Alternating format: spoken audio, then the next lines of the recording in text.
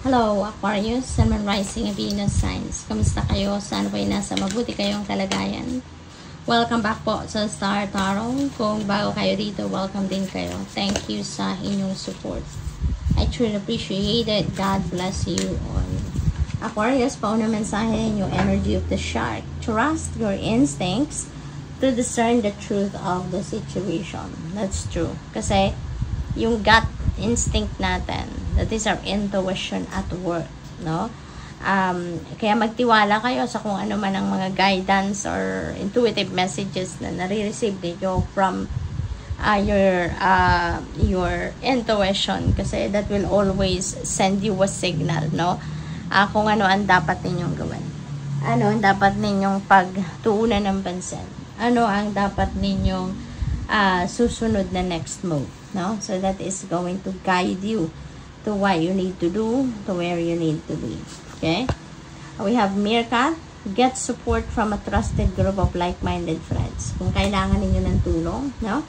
Don't hesitate to ask for help. Don't hesitate to reach out to your trusted group of like-minded friends. Kasi there will always be someone na tutulong sa'yo. There will always be someone na mag-aano sa inyo. There will always be someone na magsusuporta sa inyo sa kahit anuman ang inyong pangangailangan. Okay? We have Penguin. The period of darkness that you've been experiencing is now passing. Alright? So, napakaswerte, napakaganda, Aquarius, kasi kung ano man itong period of darkness na ito na pinagdadaanan ninyo, you are going to find the way out na sa ngayon. You're going to find the solution na, kumbaga, sa bagay na yan. Kaya, napakaganda. We have Rattlesnake. The experiences that you're presently going through are an initiation into fulfilling your purpose as a healer. Wow! So, parang sinasabi sa inyo dito na you are a healer, Aquarius. No? You are a healer. Yun ang purpose ninyo. At tinatawagan na kayo sa ngayon, no? Kasi maaring hindi ninyo na iintindihan. Maybe you are wondering, bakit nangyayari sa akin ang mga bagay na ito? Bakit ganito ang mga nangyayari sa buhay ko sa ngayon? No? So maaring may mga ganong sitwasyon kayo sa ngayon na experience na kakaiba, and then you can't find the explanation. You can't find the answer doon sa kung ano man ang pinagkakalituhan ninyo, diba? Kaya ito, kung ano man ang mga experiences ninyo sa ngayon, you can't understand or you don't understand why they are happening, bakit sa'yo, bakit ngayon, bakit ganito, diba? Those are initiation ninyo, no? Initiation ninyo into fulfilling your purpose as a healer. So, what else? We have Goose. Take time to rest and recuperate rather than continuing your striving. Kasi, kahit siguro pagod na kayo, go pa rin kayo. Parang energizer battery kayo. Aquarius siguro, no?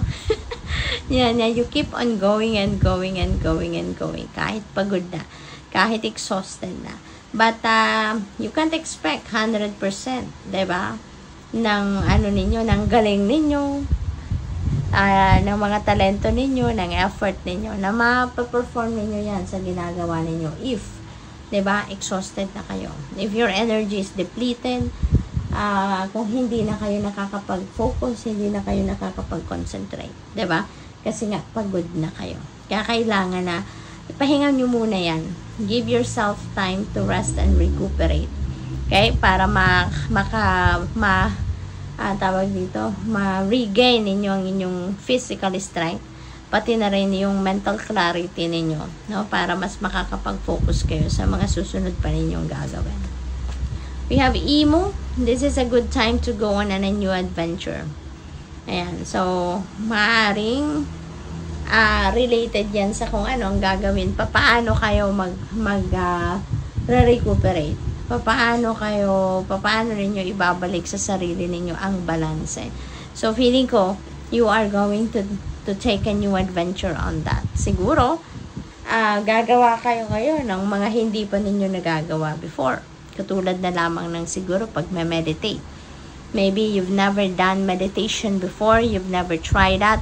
At ngayon, maaring yun ang gagawin ninyo. Maaring susubukan ninyong mag-meditate, no?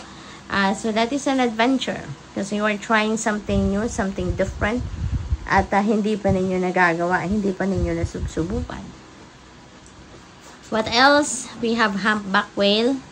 Music is essential to your healing and well-being, whether singing, playing an instrument, or listening. Ayan. So, maaring ang musika ay parte ng buhay ninyo. Maaring malaki ang impluwensya ng musika sa buhay ninyo in the past. At ngayon, siguro, kailangan ninyo ng healing, kaya iniimbitahan kayo na ibalik ninyo yung musika sa buhay ninyo. No? Kasi yun ang isa sa mga bagay na makakatulong sa iyo. Do what you love to do. Do whatever it is that will make your heart sing. Diba? What else? We have chameleon.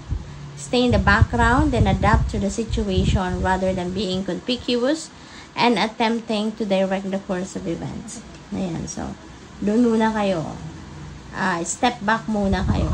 No? Doon lang muna kayo sa background and learn to adapt to that situation. Learn to get around, no? Kung ano man ang inyong sitwasyon rather than kayo yung magdikta, rather than kayo yung susundin kung ano ang gusto ninyo, no? So ngayon, parang dito muna kayo sa backseat. Yun muna ang pwesto ninyo. So good luck. Thank you for watching. Love and light. Namaste.